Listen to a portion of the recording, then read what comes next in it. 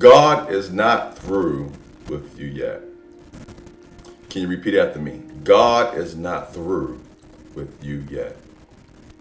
There was an old man, and he had just lost his wife.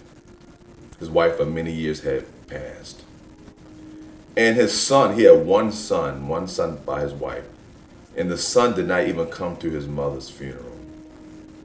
So the old man felt really heartbroken. And he says, what is life worth living for? My wife is gone, and my son has no relationship with me. Why continue to live?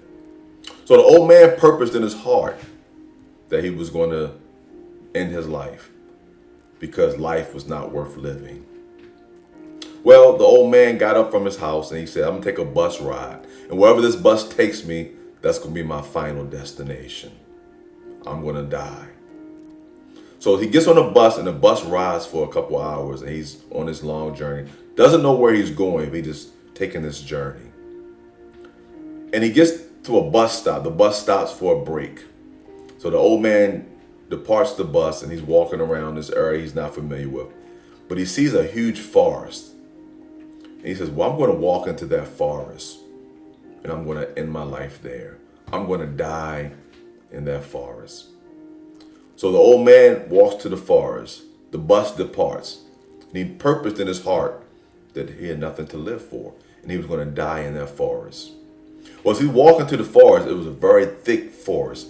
It was light was not penetrating, even though it was daytime. So as he's walking, he begins to go down his path, and he sees a sign that says, "Be careful, there's a pit in front of you." And he looks over, he sees a pit. If the sign wasn't there, he would have surely fell into the pit.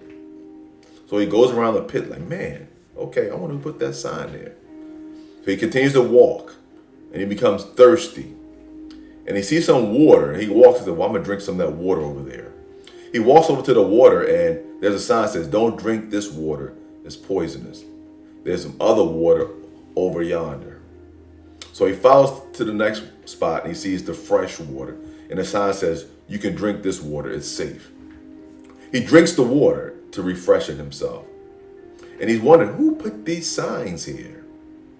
So as he continues to walk, he becomes hungry. And he sees some fruit on a tree. And he walks over to grab some fruit to eat. And the sign says, don't eat this fruit. This fruit is poisonous. Eat fruit over yonder. So the old man walks over to the other tree where the sign says, this fruit is safe to eat. So he eats the fruit. So he's refreshed now. And he sits down. He begins to wonder, who is putting these signs around? Then he says it out loud, I wonder who put these signs out here. Then he hears a voice from behind the tree says, I did. And he looks at, there's another old man who walks from behind the tree. And the old man says, I put those signs there. He said, may I ask why? Why would you put signs in the middle of a forest? He said, well, I came to this forest years ago, and I decided I wanted to end my life here. My son had died in that pit that you saw earlier. He fell into that pit, and we could not rescue him. I was heartbroken. My wife became so grief-stricken, she died because we lost our only son. So I came to this forest. My son is dead in a pit. My wife is dead. Why was life worth living any longer? So I decided I was going to end my life. He said, but then as I came to the pit that my son was in, I said, well, I don't want to fall down there. And I don't think anyone else should want to fall into that pit.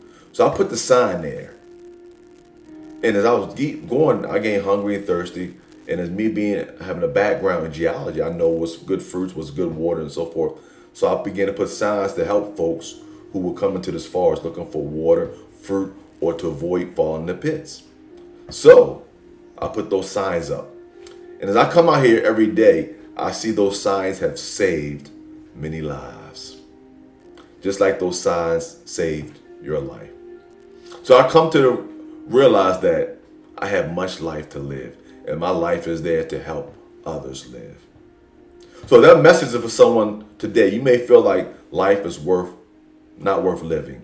You may feel at the end of your rope that you should just give up on life. You may be at a crossroad, but I'm here to tell you that God is not through with you yet.